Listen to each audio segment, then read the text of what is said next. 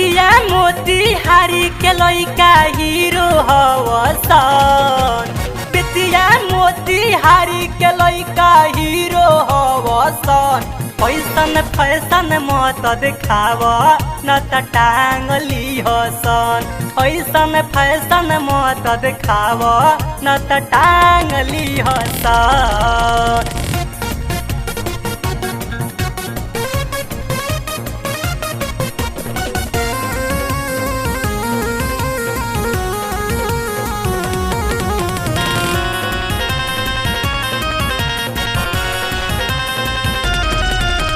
बाटे गदरल जवानी करे दया जमाना मानी।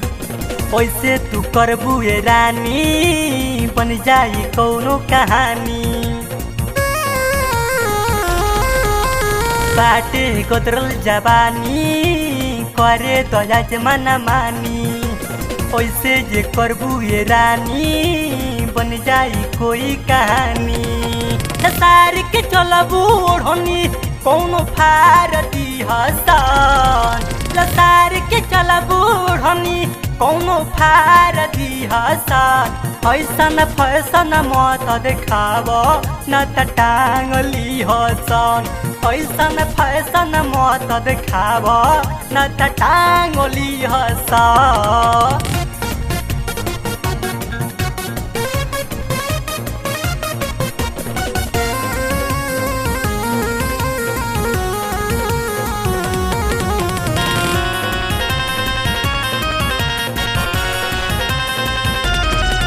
चंपारण में करेलू लीला हीरो के हवे जिला। ऐसे न मुँह बिचकाव अखिया न कर लाल पीला। चंपारण में करेलू लीला हीरो के हवे जिला। ऐसे न मुँह बिचकाव अखिया न कर लाल पीला।